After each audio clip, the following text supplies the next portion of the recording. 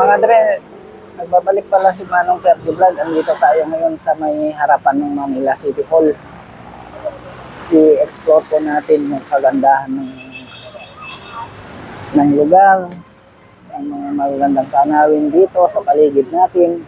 Samahan nyo ako mga dre para explore natin.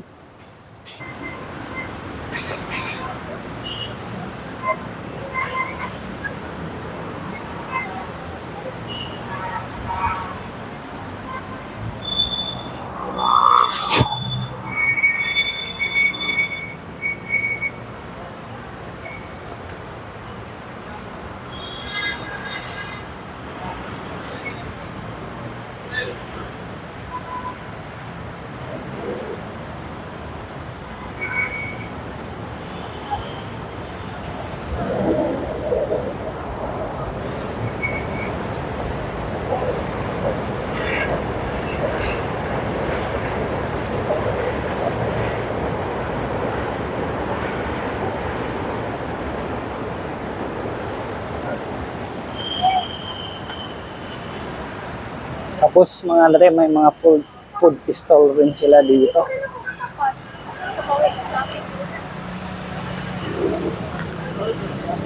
Mga dre, masasarap ang mga food stall dito. Diba, nakakagutom, no?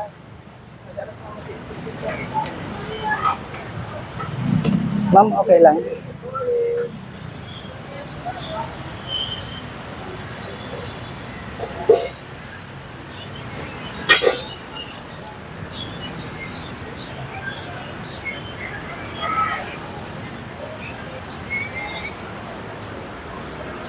May buko rin sila dito. Mga dre, sa 50 pesos, small, makakainom na tayo ng buko shake nila dito. Ma'am, okay lang?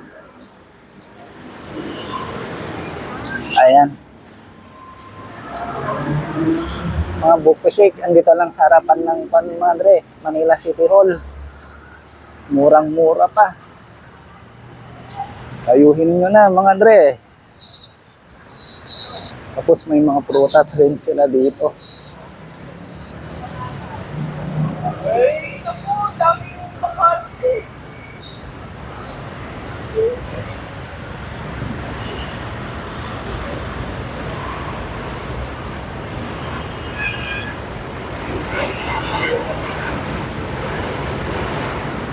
Boss, ano pong kwanto? Kalayaan Avenue na to? Oo, doon. Mariti, Bikiki. Sige, salamat. Okay. Ah,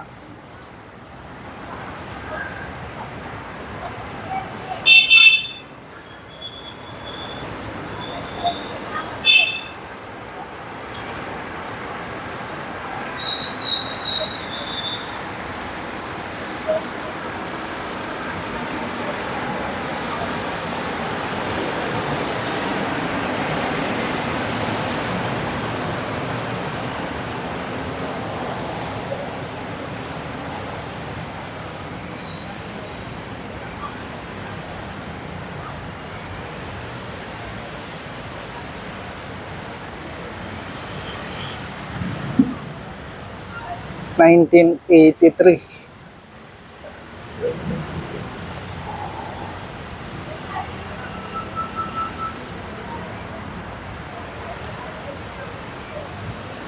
Dito naman mga dre, 1981.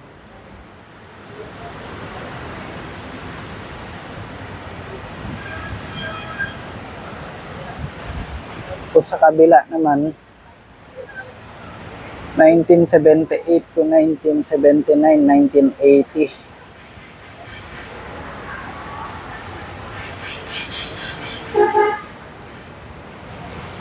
Oh, di ba mga dre?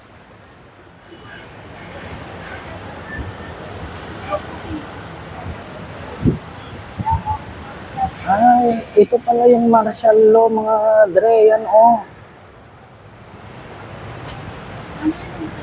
Martial law pala to on September 21, 1972, President Ferdinand Marcos declared martial law all over the Philippines by virtue of proclamation 1081, his basis for issuing the order rising lawlessness and violence by leftist elements made it necessary so he can save the republic and build a new society. Ah, okay.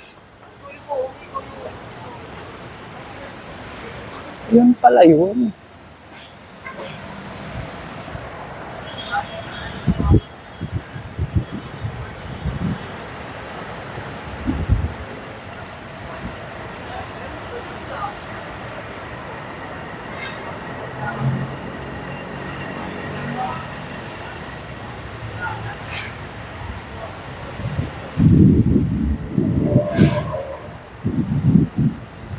May signage dito mga dre. For almost mid decade from August 13, 1961 until November 9, 1989, East and West Berlin. Ah,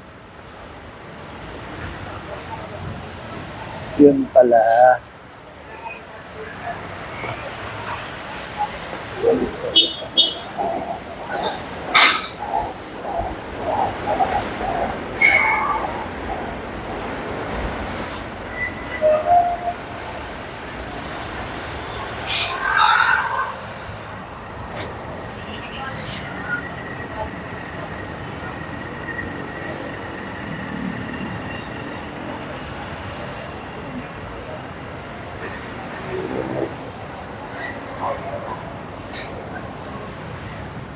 Mamaya na tayo pumunta dyan.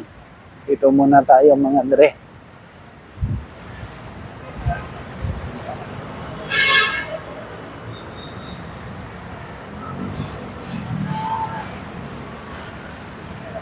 Maraming tao na mga namamasyal dito, napapadaan dahil sa kagandahan ng view.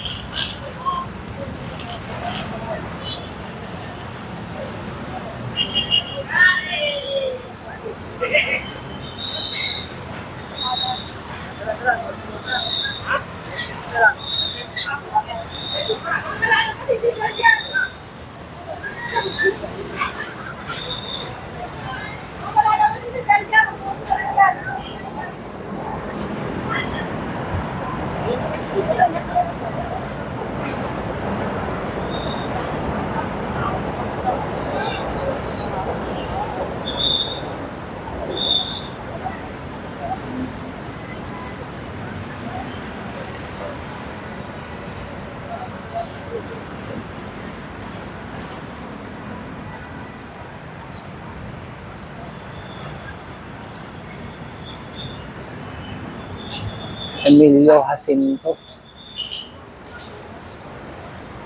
Ay, ito pala si Emilio Jacinto.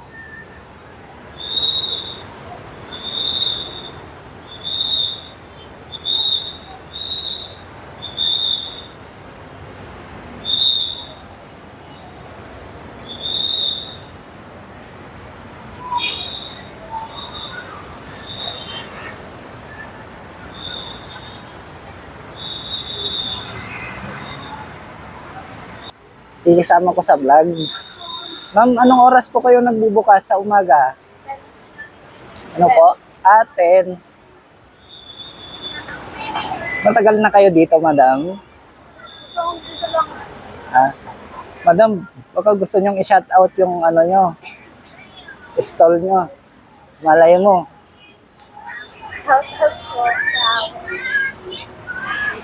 Salamat po, madam, ha?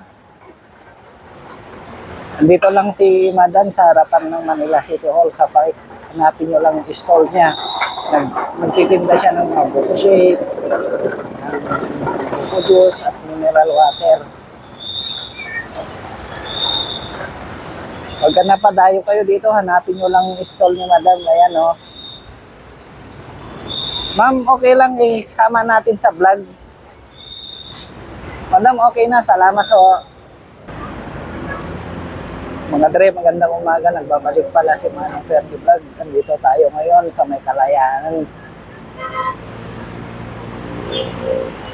In-explore natin yung Kalayaan Park. Ang ganda pala dito mga dre. Ang daming tao, ang daming mga namamasyal. Mamaya ang destination natin, pupuntahan natin yung UST Espanya kung saan nag-aral si Jose Rizal ng 5 taon. Bakit nga ba 5 taon? 5 taon lang ang tinapos niya sa UST, no? Bakit kaya? Mga dre, yung mga nakakaalam ng story ni Dr. Jose Rizal, pag-comment naman po si Manong Ferdy Vlog para matagdagan pa yung kaalaman natin kay Jose Rizal. Alam niyo mga dre, tuwing nagbablog ako, ang budget ko lang nasa 1,000. Bina-budget ko yun sa hanggang Litex, hanggang Manila, 45 pesos lang. Kaya pagkabalikan, 80 o 90. Kaya ang laki ng tipid ko. Kahit commuter lang tayo, commuter tipid pa. Saka bumili nga pala ako ng buko juice dun kay madam. Murang-mura na, masarap pa yung juice niya.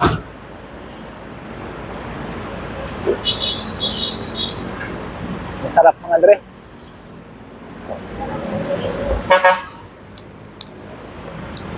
Lahat ng mga kwan dito nakikita ko.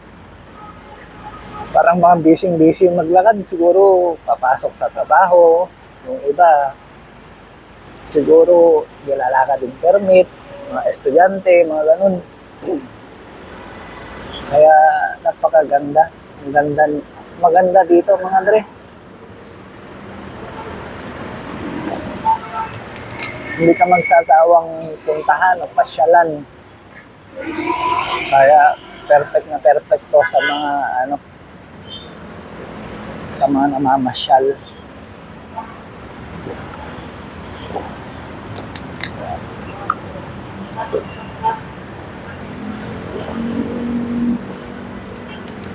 Katipunan pala to. Hindi pala Kalayaan. Sorry.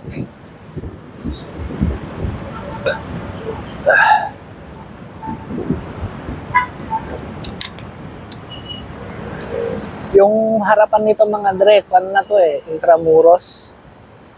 Yung sa mga last vlog ko, yung pinuntahan ko.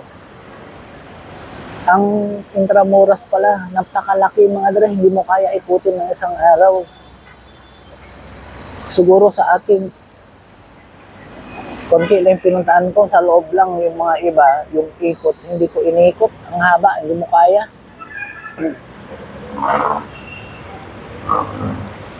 Ang sakit sa paa. Mga dre, paki-follow and share naman. Manong Ferdi Vlog. Maraming salamat mga dre. Ingat po kayo. Shout out nga pala sa family ko. At shout out nga pala sa mga tropa ko dyan sa Isabela. O mga tropa, kamusta? Okay mga dre, paalam. Manong Ferdi Vlog po.